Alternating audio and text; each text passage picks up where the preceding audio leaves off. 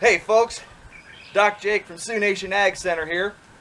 And you know those times when you've got a really tough pull and you're trying to get that calf out and you wonder, what are you going to do next after you actually get the calf out? Well, here to help you with that today. After, of course, I get this calf out.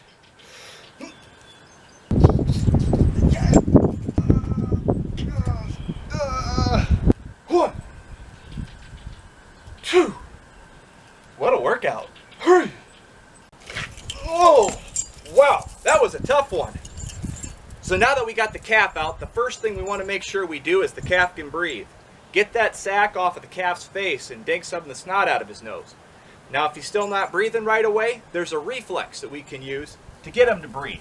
Take a piece of straw, stick it in his nostril and poke him there. What that'll make the calf do is just go as a reflex to suck air into his lungs so he can breathe better. Now after you get that calf out, you may have some other questions about what you can do to help that calf get its air. Hey Doc, don't you think we should hang it up by its back legs to drain that fluid out of its lungs? Well, that's a great question, Generic Rancher Ron, but I'll tell you, that's probably not the best for the calf. The fluid that comes out is actually not from the lungs, but rather from the stomach. And on top of it, when you're upside down, it's really hard to breathe. Just trust me on that. The next thing we want to do after the calf is fully breathing on his own is check everything over and make sure everything on the calf looks okay. One thing you might see pretty commonly is up here the tongue could be swollen because the calf's head may have been in the birth canal for a long time. And quite frankly, that's something we want to address, because I don't know about you, but have you ever tried eating with a big swollen tongue?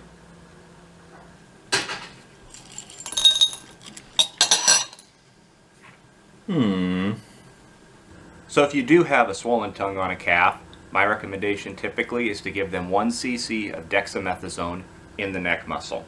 That will take some of the swelling out of that face quicker so that calf can get back on the cow and get to eating faster, because obviously eating is essential for this calf to be able to survive and thrive. Talking about eating brings up the next big point, which is colostrum. Colostrum is the first milk that a cow produces for her calf. It's usually thicker, it's usually more of a gold color, and it's full of antibodies that the calf needs in order to be able to fight off infections. However, those antibodies can only get into the calf's gut for a limited period of time. Because we have a calf that we just pulled, it's really stressed, it's probably not getting up right away, we need to get colostrum into that calf sooner rather than later. We know the calf's gut closes after 24 hours to not allow any of the antibodies through, but research that we have nowadays shows that it's much more critical to get that in within the first 12 or even 6 hours of birth in order for that calf to receive all the antibodies that are possible. So with this in mind, there's two options that you have. The first option would be is you can milk the cow and then administer that colostrum from the cow to the calf. That's the cheap option.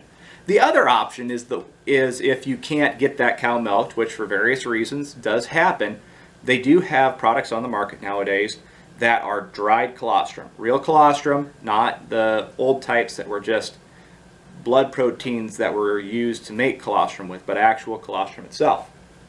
So one of the products I like to use is this Genesis here. So Genesis, this is a colostrum and dried, and basically to make this work, you fill water into here until you get to this mark, put the cap back on, shake it up real good, and that mixes the colostrum in with the water, and then it comes with this super easy tubing end on it. So you take this off, you put the other plastic end on, and now the whole calf tubing system is all set up. When you're done, you can just throw it away. There's nothing left to clean, which is actually really important when you think about the fact that these colostrums, because they are so good of a colostrum, they also are great for bacterial growth. So if you do use a reusable tuber to do colostrum with, or any milk replacer, you need to worry about making sure that's clean with a capital C. This, you use it once, you throw it away, you don't have to worry about bacteria growing in it. So folks, if you have any other questions on what to do after you have a hard pull for one of your calves, or on any other topic involving animal agriculture, feel free to reach out to one of us at Sioux Nation Ag Center. We have the products you need and the expertise to answer your questions available at any one of our locations. Take care and stay safe.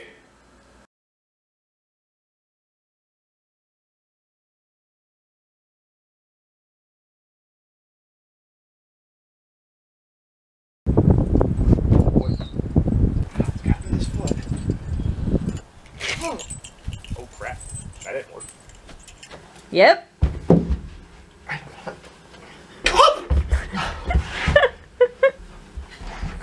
Just like a fish. Have your legs straight right away. I'm laughing with you. No, you're not. This is not as easy as I thought it was going to be.